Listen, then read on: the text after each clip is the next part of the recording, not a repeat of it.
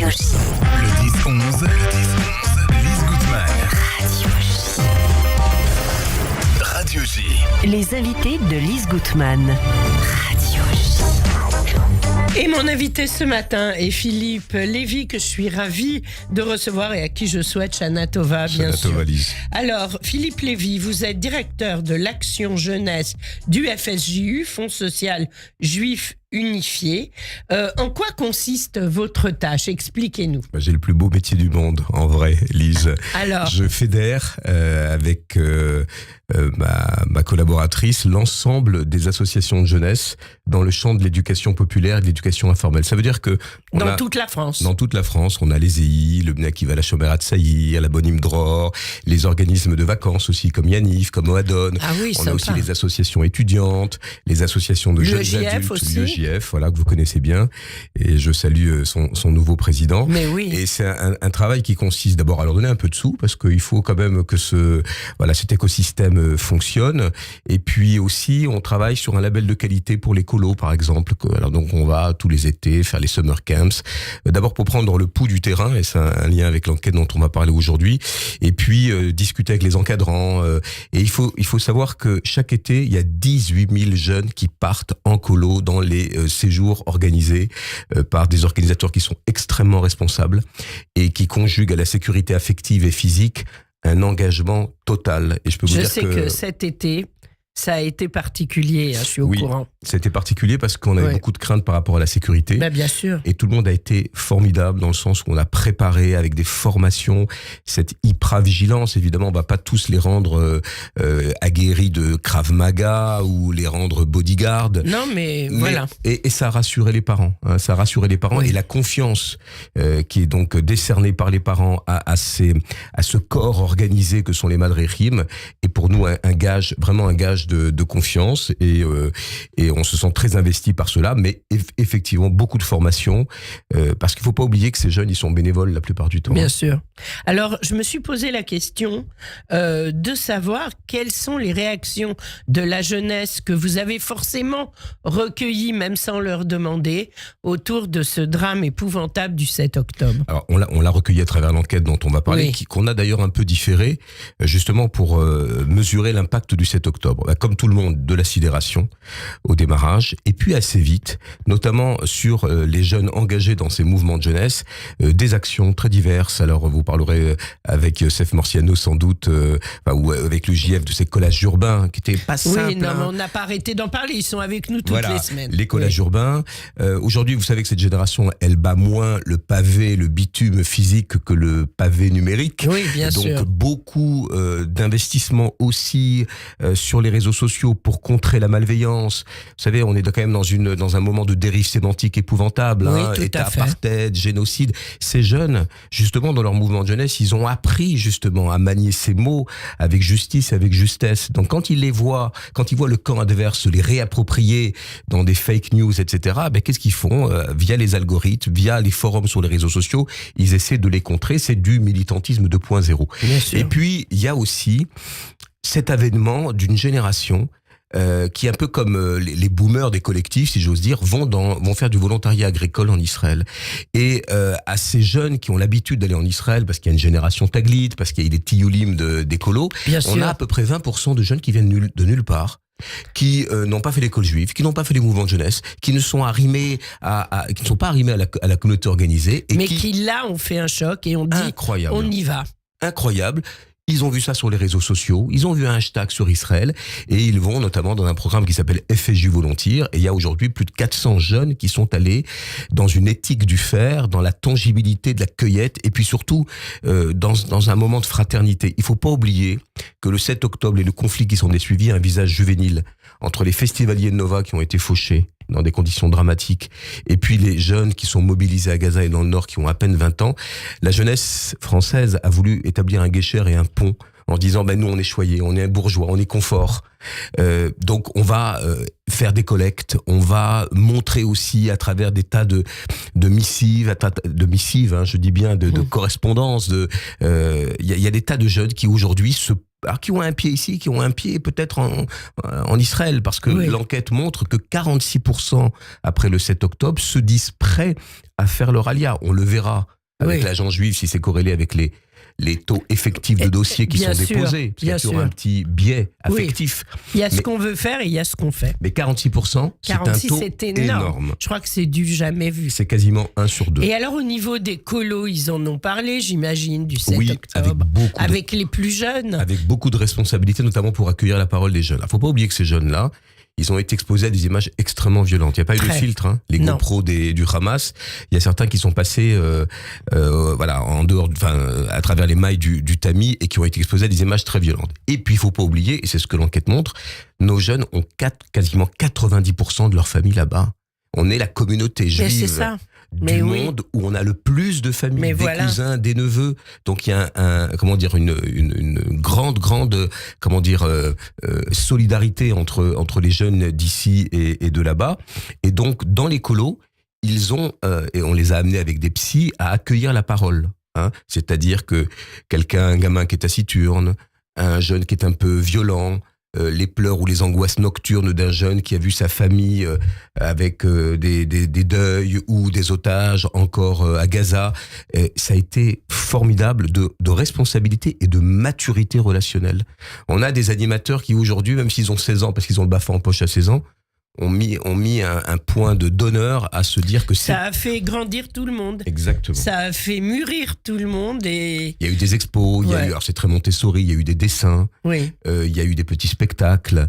Il y a eu aussi des cercles de parole. Les EI, par exemple, font beaucoup de cercles de parole.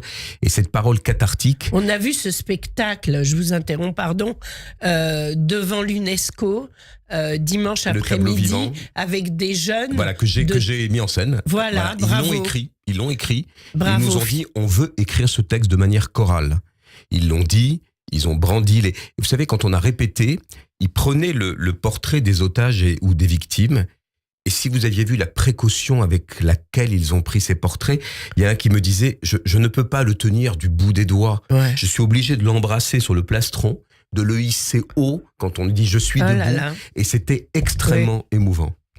Vous y étiez? Oui, j'y étais, je les ai vus et j'ai beaucoup apprécié le fait que aucun d'entre eux n'avait l'uniforme de son mouvement de jeunesse parce qu'ils étaient ensemble. Exactement. C'est bien le message. La redoute, absolument. L'unité. Il n'y avait plus ni les DEJ, ni les EI, etc. C'est une jeunesse qui, encore une fois, et ce qui est fort, et ça se dit dans l'enquête aussi, c'est on a eu peur, pour répondre à votre question, on a été sidéré, mais on est debout.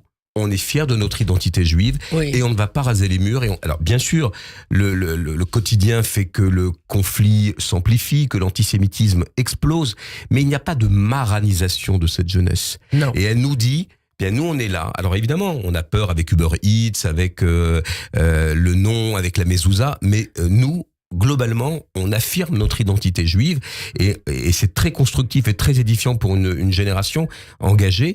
On est en train de voir un nouveau militantisme poindre. Et le motif de ce militantisme, c'est Israël. Et c'est la survie d'Israël. Bien sûr, bien sûr. Alors, on va parler de cette revue que je vais montrer pour ceux qui nous regardent. Voilà. Donc, cette revue, je l'ai reçue cet été. Le baromètre FSJU de la jeunesse juive de France. Un dossier de 56 pages. Ça faisait longtemps, vous nous avez dit il y a quelques instants. Ça faisait 20 ans. Ça faisait 20 ans. 20 ans. Et vous avez senti la nécessité de faire un point. Ça fait combien de temps que vous êtes à la tête? Moi, ça fait 8 ans que je suis au Fonds social juif unifié.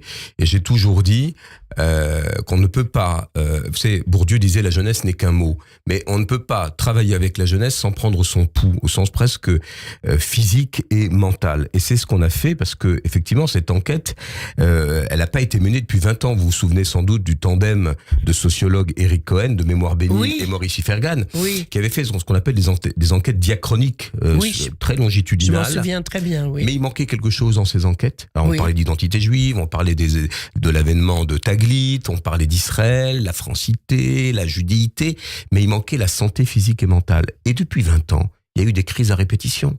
Et notamment la crise Covid qui a été Mais bien extrêmement sûr. délétère pour cette Bien génération. sûr. Elle n'a pas connu de bac, elle n'a pas connu le flirt, elle n'a pas connu toutes ces ordalies, c'est-à-dire ce moment où on frôle avec les interdits. Oui. Et puis, il y a eu les crises économiques, énergétiques, donc, et Et puis, maintenant, la guerre. et la crise démocratique, Ouais. et maintenant la guerre. Et bien tout ça mis dans un shaker, ça fait beaucoup. Ça fait beaucoup Et ça pour les traverse énormément cette jeunesse qui nous montre aujourd'hui qu'elle est quand même forte, résiliente. Elle a 34% dans les mouvements de jeunesse.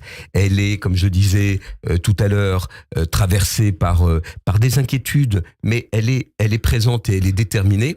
La seule inquiétude qu'on a, et je ne veux pas inquiéter les mères juives qui nous écoutent, c'est que cette jeunesse, c'est une jeunesse sur notamment le rapport aux substances, aux puffs, vous savez, aux cigarettes électroniques, au cannabis, 46%. C'est des jeunes qui ont un rapport à l'alcool qui devient un peu inquiétant. 90% sont quand même coutumiers de l'alcool. Alors je sais bien que le kidouche, les bar mitzvahs, les mariages, les Fabringen, mais c'est en termes de prévention, c'est un peu inquiétant parce que ça les ramène à la population générale. Alors bien sûr, il n'y a pas d'exception, les jeunes sont voilà dans la société, dans la vie, mais ça veut dire que les parents doivent quand même réfléchir au dialogue et à s'enquérir de savoir comment leurs enfants, s'ils sont étudiants, s'ils font un peu de beach drinking, s'ils vont à Porto faire un spring break. Il faut que ce dialogue entre les parents, les pères aussi et les mères juives avec leurs enfants se rapproche sur le terrain de ces consommations qui... Vous avez l'impression, en fait, à travers cette enquête, que les parents sont pas conscients du problème? Non, les parents sont conscients, mais ils sont démunis. D'abord, ils sont démunis sur 2 points. D'abord, le choc de la modernité, les réseaux sociaux. Les réseaux sociaux, Internet, le temps d'écran qui explose, comme la littérature le dit dans la sociologie générale. Comment on fait? Est-ce qu'on doit fliquer? Est-ce qu'on doit fouiller les sacs? Est-ce qu'on doit avoir une attitude combinatoire? Est-ce qu'on veut faire copain-copain? C'est une vraie réflexion sur la parentalité, en fait. En fait, ça veut dire qu'il faut voir ses enfants grandir, mais aussi aborder ce sujet de manière assez frontale. Et pas pour les accabler. Et d'ailleurs, il y a une très bonne interview de Laurent Carilla, qui est le grand addictologue star, et qui justement donne quelques conseils à nos parents vis-à-vis de leur progéniture pour aborder ces sujets avant qu'ils ne deviennent complexes à gérer trop prégnants et que l'addiction s'installe, par exemple. Exactement. Vous avez vu ce genre de problème dans les mouvements de jeunesse? Oui, il y en a. Il y a 3 choses qui nous inquiètent. Un effet délétère de la Covid, c'est un sentiment, et ça se corrèle avec cette assignation à la judéité dans les facs et dans les écoles, c'est la solitude. C'est la solitude de ces jeunes ou la reclusion de jeunes qui se privent de la socialisation.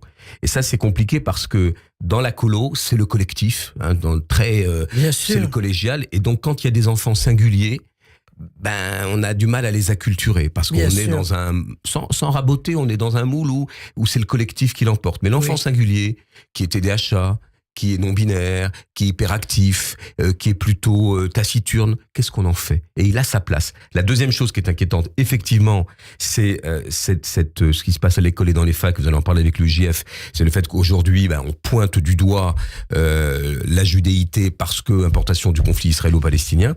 Et puis la troisième chose, ça s'émousse pas parce qu'il y a encore de l'engagement, mais c'est ces jeunes qui aujourd'hui auraient tendance à se couper des actions communautaires.